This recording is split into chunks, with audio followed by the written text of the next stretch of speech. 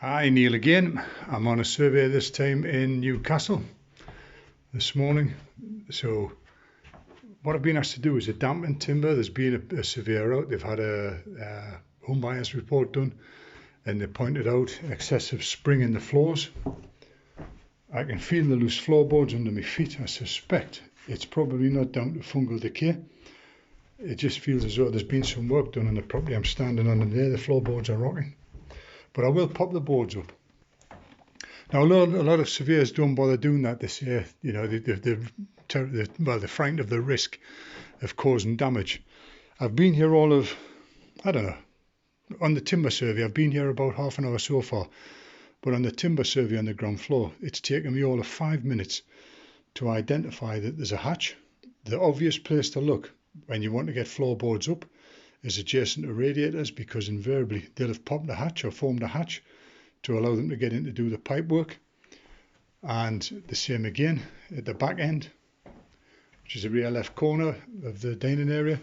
You can see, just pop the carpet up close to the radiator, there's the hatch. And then obviously in the bay window as well. So it's taken me all of 5 minutes.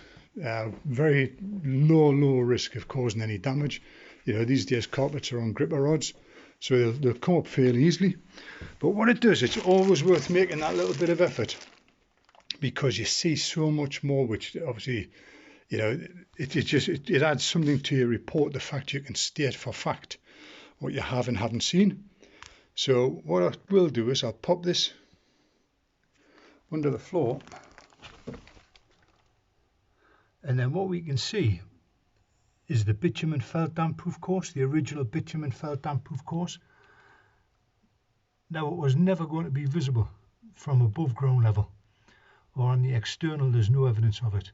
But as soon as you pop that board up, you can see it. You can see it under the joists here. I've got a torch which probably will help. So there you are. There's your bitumen felt damp-proof course under your joists. And getting a look at the joists, they're in great condition. The house is probably around about 75 years old, 80 years old. And then if we pop it down again, we actually get a good view of the underside of the joists. But the important thing is, whilst it was stated that there was no evidence of a physical damp-proof course, what this does, it allows us to confirm that there is a damp-proof course present. So always worth making the effort. So while we've got the boards up, it's worth checking the joists, the moisture content in the locations where access is possible. So I'll stick these pins in the underside of the joist, and there you are. We've got 14.6%, perfectly normal for this time of year. If we look outside, we've got a heavy layer of snow. The external temperature is around about 1 degree at the moment because the sun's came up. So 14%, absolutely fine. It is always worth pulling the pin out and taking it on the top edge for a comparison. And there you are, we've got 11%. And I know in previous videos I've stated you often find the moisture content between the underside of the joist and the top surface.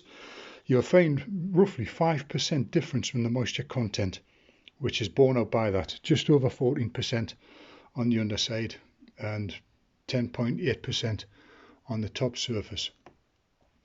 There's a little bit of damp staining there, but again, tested the timber's dry. So it's probably been a leak off that radiator pipe at some point. But in general, really nothing to report in this location. Everything looks good. Top surface of the floorboards, moisture content, perfectly normal. So it's just sometimes worth going that little bit of extra mile, because you know you can often pinpoint the hatches. They say, look, round the radiators, that's where you're going to find these hatches.